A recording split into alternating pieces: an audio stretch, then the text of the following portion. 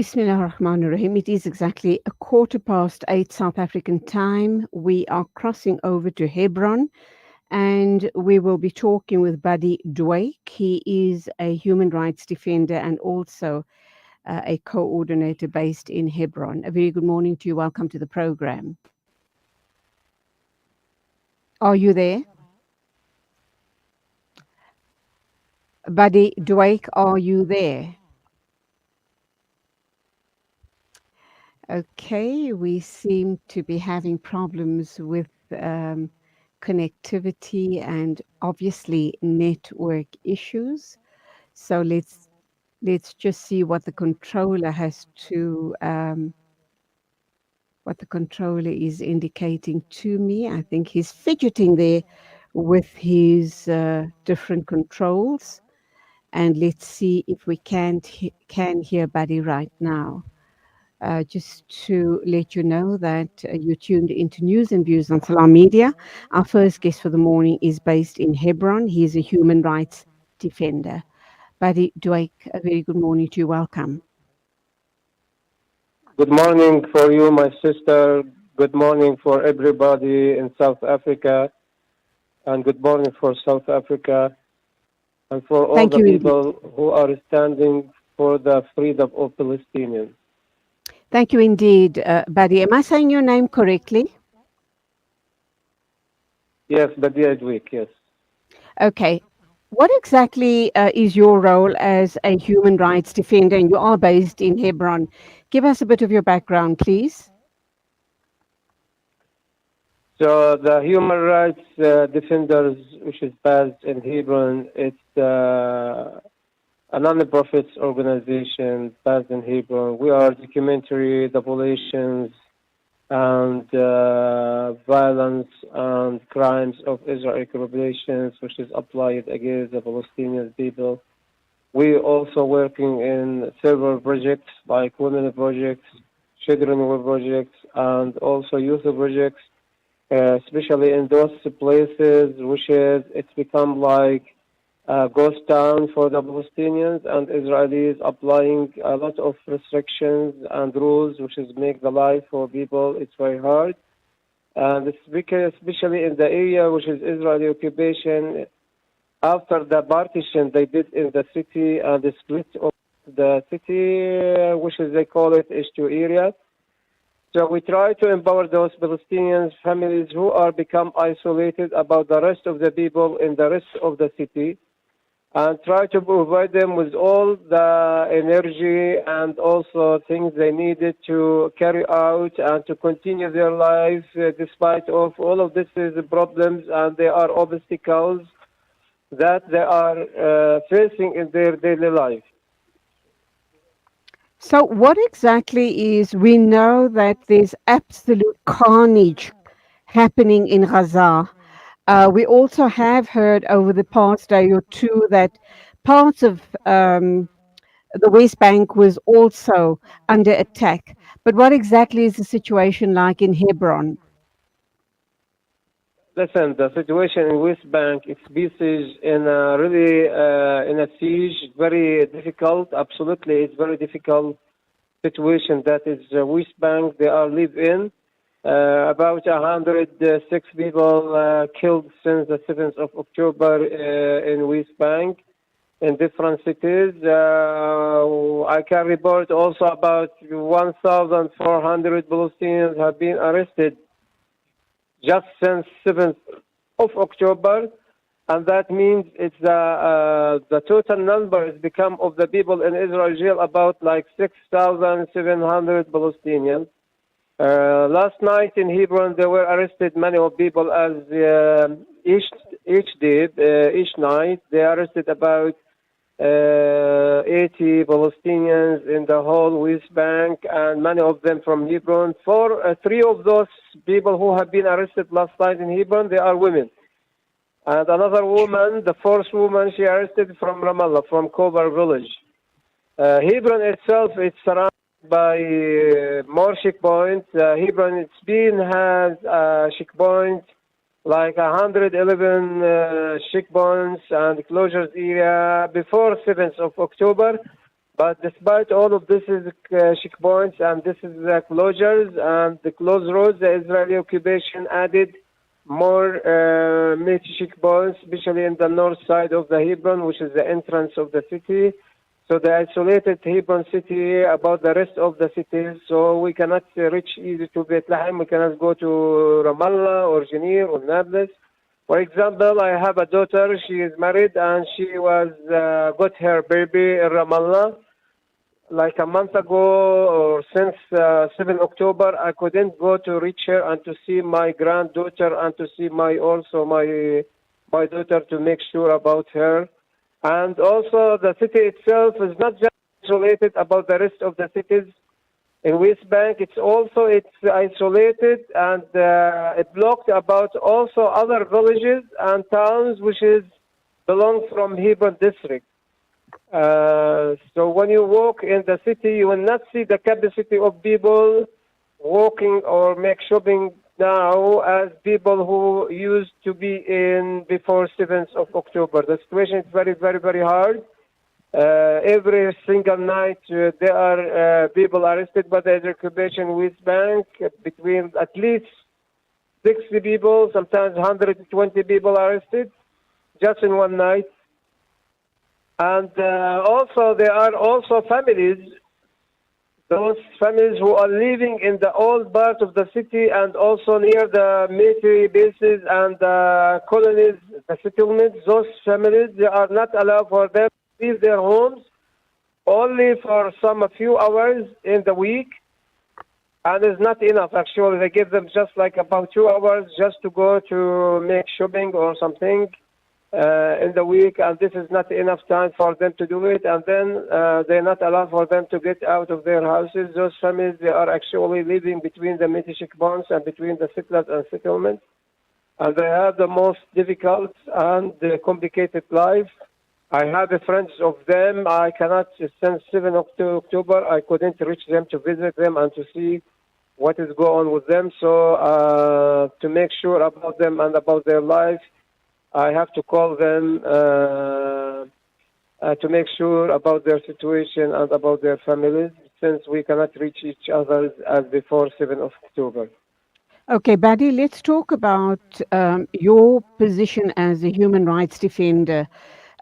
Oxfam has said that Israel is using starvation as a weapon of war as the blockade of Gaza continues.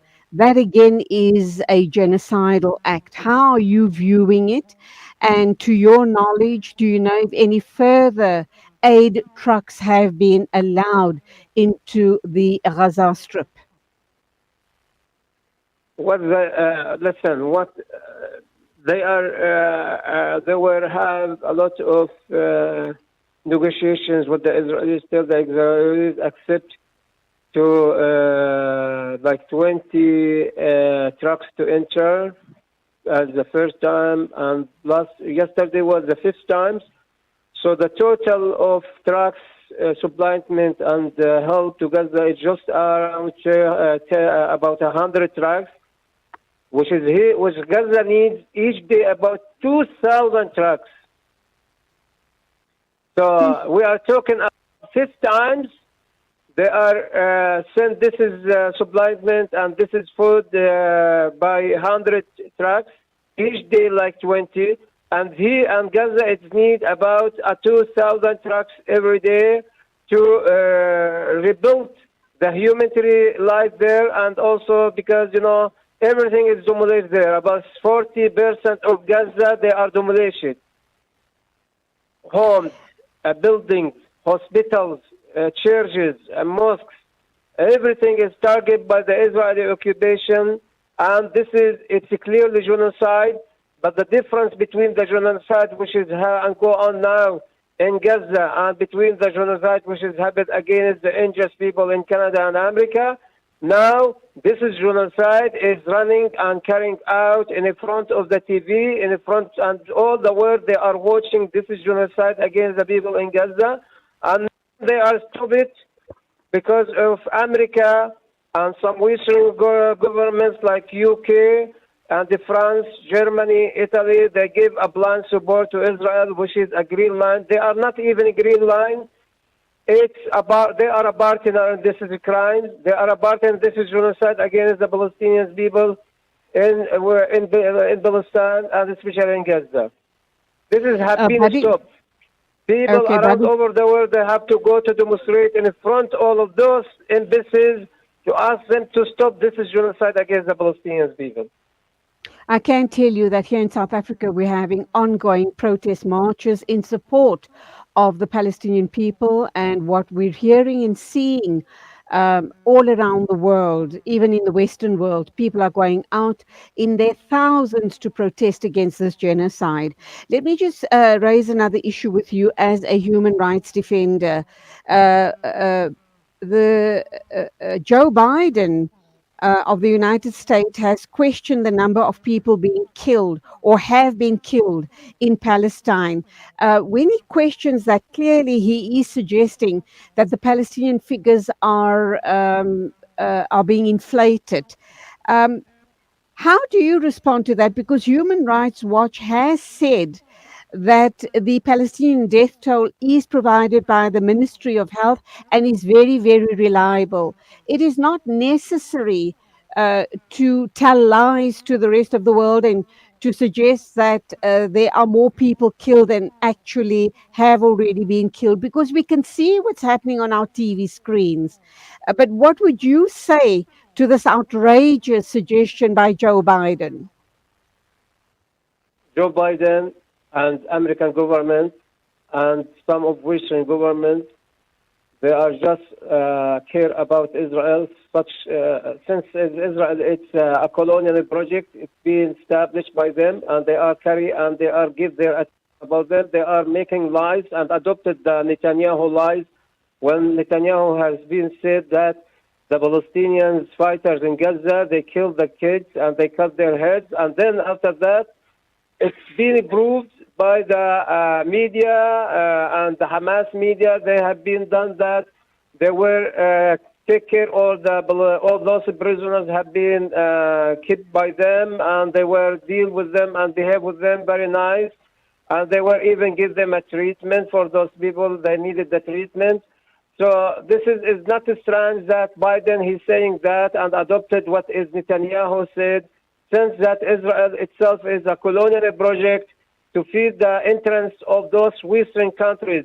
Our hope just it's connected with the free people in the world and with the Muslims and Arabs. They are rising up against this situation and to treat all the benefits of this is Western countries and America. They're listening for the sons of peace and to stop this is war and stop the ceasefire against Gaza immediately. Tell the people can breathe there and to live as a human everywhere in the world.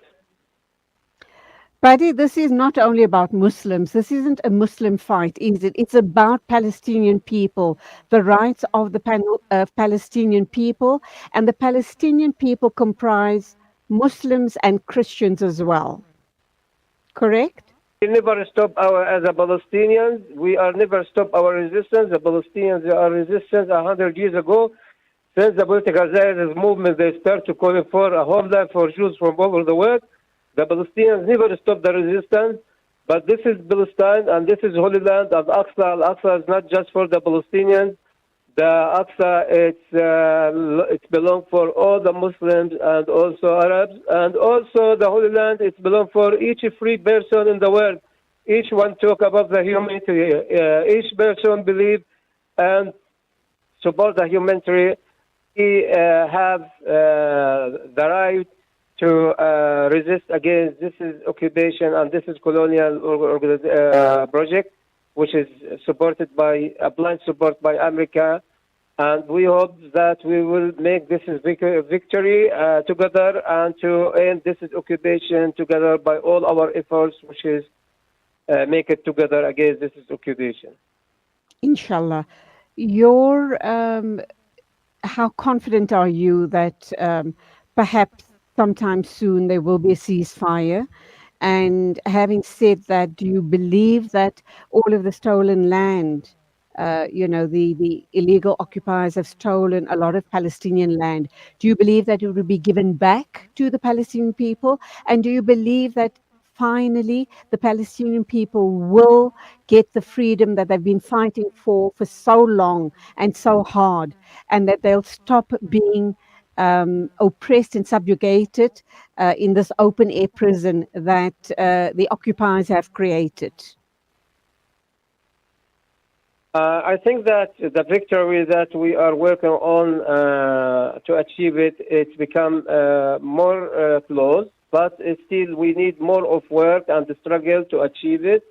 But you can see that what has happened is given us it's more hope that Israel, the state, which is many they were thinking that the state is not defeated. Now, a group, not just a state, a group in Gaza defeated, and they are succeed to invade the bases, the military bases of the Israelis, and they are also talk with them as prisoners. And this is give us also to exchange our prisoners with their prisoners as soon as possible after this ceasefire happened and stop, and give a chance to make all of this is arrangement to exchange this is prisoners. About the achieve of the freedom, we still need more work, but this is was the biggest step in the way of the freedom and justice, which is will be bring for the Palestinians. But what I can say that one word that the victory will be for us in the end, and we will get the freedom and also the justice for our cause in the end. Inshallah, inshallah, Ameen. Tell us what you Inshallah. know about the Israeli air raid that killed a wife, son, and daughter, and also the infant grandson of the Al Jazeera Arabic's Gaza bureau, and that, of course, is Wael Dadu in central Gaza. Uh, this sadly after they evacuated to the area which was supposedly to be a safe zone. They moved to the safe zone, and then this family and a whole host of other people were killed in an air raid by the Israeli occupiers. There are no any safe, and this is was also another proof that Israelis are just lying. There are no any space. It's safe. Under this is bombing. Israelis they are doing a massive and also random bombing against the people in Gaza. They are not. There are no difference between a hospital. They were bombing a hospital, not just a Jerusalem. So I talk Yes, about yes, 500 people has been killed in one time. yes. Mm, So we are Walid aware of Dahdouh that. and there's also his wife, Walid Dahdouh and his wife, and also two of his daughter and one of his son has been killed. Also, one of this is bombing happening last night. Also, there are also other journalists have been killed by the bombing of the Israeli occupation, by the fire of the Israeli occupation.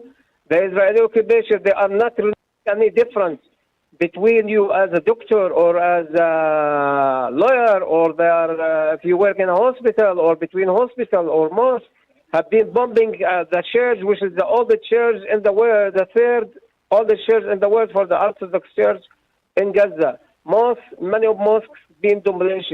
Hospitals, all targets. There are no any safe place under the Israeli occupation bombing. What they are, when they say, when they calling the people to evacuate their homes and to go for places which is they want it as a safe areas, this is a big lie, because the UN schools, which is many Palestinians have been protecting themselves to go by these schools as a safe places. After that, the Israeli occupation have been bombed. This is UN schools, and this is also was clear that the Israelis they are not actually make any difference, because what they want just to want to genocide the Palestinians and applying ethnic cleansing against the Palestinians exist. Buddy, finally, my question to you is obviously the situation is absolutely untenable in Palestine. And I'm just wondering, how is it that you people manage to survive from day to day? Because houses, shops, hospitals, clinics, schools, everything have been bombed. How do you manage, especially in Hebron? We know that the situation in Gaza is unspeakable, to say the least.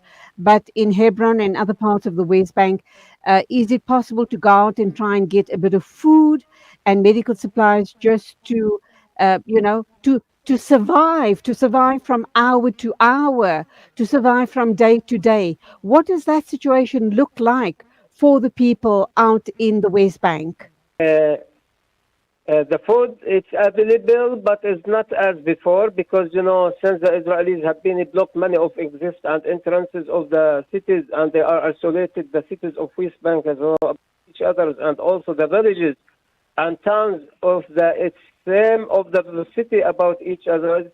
So the access and the food it's become actually difficultly coming, and it's make the prices very expensive. The food has become everything is all kind of the food is become expensive, and not all the people have the ability to buy this is expensive food. And also there are also families they are blocked in their places and they cannot reach out of their places only for like 1 hour 2 hours in the week.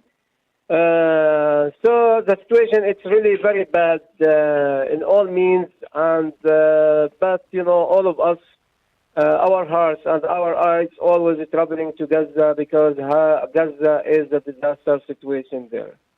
Inshallah, Ameen. One of our viewers and listeners has just sent in lots of hearts and lots of du'as. That, of course, is Nathira Adams, who also says that from the river to the sea, Palestine will be free. Inshallah, inshallah. Ameen. Allah subhanahu wa ta'ala accept all du'as. Badee, Dwaik, you and every Palestinian is in our ongoing du'as, and inshallah this too shall pass. Allah is the best of planners. Go well, and salamu alaikum to you. Wa alaikum assalam wa rahmatullah wa barakatuh, and bless all South African people, and I hope that South African they keep their struggle and resistance and standing with the truth and with their brothers and sisters in Palestine. Thank you very much for all of you. Summa Ameen. It is exactly 8:36 a.m. News and views on Salam Media. Standing by to talk with us in a minute or two is Sheikh Mohammed West. He is the CFO of the MJC Halal Trust, executive member of the MJ CSA, and of course, we are also going to be talking a little later on with the executive director for Africa for Palestine with some amazing breaking news. And inshallah, I mean, by these type of actions, we will be able to weaken and break the stranglehold by the illegal occupiers on our brothers and sisters in Palestine. The time is 8:37 a.m. We'll be joined by our guest in a minute or two.